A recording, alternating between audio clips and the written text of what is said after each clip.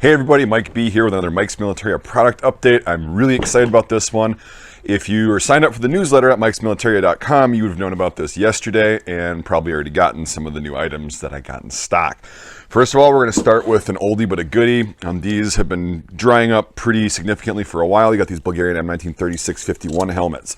Got a decent variety of sizes. A lot of them have sold out already. Mainly the Model C's, which is the later model, but they're all pretty cool. All of them are in pretty decent shape. You can see that liner's okay. They're all used like these things are. I think they still use these in some reserve capacity. As well as I got a small batch of these Bulgarian, what they're called the 5172 or the 51 or the 71. I don't know. There's really not much known about the origin of these besides they're based off the Italian M33. But anyway, they're a very popular helmet, and if you've seen the ballistic test that Devin K and I did, they actually did fairly all right, and they're pretty low profile, etc., etc. Again, not being sold for ballistic protection, just as a collectible. But these things are getting increasingly hard to find too. Managed to get a small batch of both of these Bulgarian helmets. So they finally came in. Very cool specimens in there. And again, they're already selling pretty fast.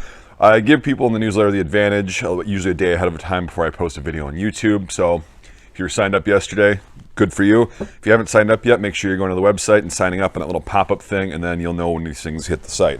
My favorite thing that I got and managed to do is I usually don't do a lot of US surplus because it's harder to find and it's really expensive. But I managed to get a decent amount of these large LC1 or LC2. I forget which.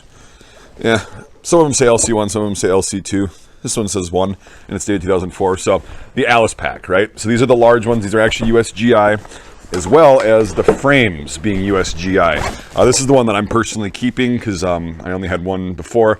And I might keep 2 of them because they never wear out, but they're really good to have, and they're getting really hard to find. They're being replaced with all this molly crap with the crappy plastic frames that break if it's too cold, etc., etc. This is my favorite rucksack ever. I carried one of these in basic training. Then we got the Molly 2 or 3, the big nasty thing that's unbalanced when we got to my unit, and that was not a fun thing at all. I love this thing. This thing is so balanced. That's why I personally use this. I don't really use a lot of other rucksacks. I go out and try them, but this is my go-to. It's also my old man's go-to for the same reason as he carried one. They're super strong. They carry a lot, these large ones. If you haven't seen how these things operate, they carry a massive amount of stuff, and they balance it pretty well on your back.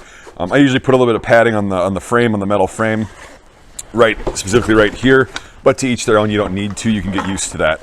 I can be a little bit of a pansy at times, but yeah, I mean, this thing has got the nice big main compartment. You've got 3 pouches for ammunition up here for M4, M16 magazines, and you've got the 3 big pouches on the outside, and you've got all these little areas to hook like your e-tool, canteens, etc. up to. It's my favorite rucksack ever designed, and you can fit so much stuff. You got a little radio pouch in here, you can just put extra things in that you need to get at right away.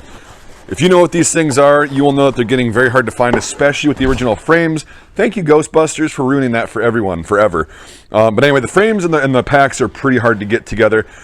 So the straps on these and the kidney pad and the belt, they seem to be aftermarket, and they don't seem to be as, well, what I would say as good as the surplus straps. But that's good for you because I just ordered myself a new set of straps and a kidney pad yesterday for about 20 bucks total off eBay because the frames are so hard to find.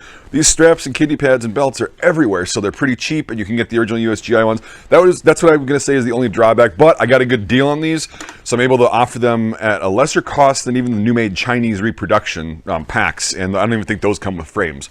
So, as far as I can see, I'm undercutting all the competition that offers a complete ruck by a significant amount. And so far, I've been selling a lot. These are flying off the shelves or off the floor. They're sitting on the floor stacked up. So I'd advise you get one. I don't know if I can get any more of these. My source is not really. They haven't told me how many they have, but it doesn't sound like a lot. Anyway, I'll stop rambling as usual. Those are on the site. I will put a link to to my website in the description. You can just search these things, search Alice, Bulgarian, whatever, and you'll find those. Plus all the other cool stuff that I still have. And I'll be having some more inventory coming on the way in the next few weeks as well. So stay tuned. Thank you for watching so much, everybody. And we'll see you on the next product update video.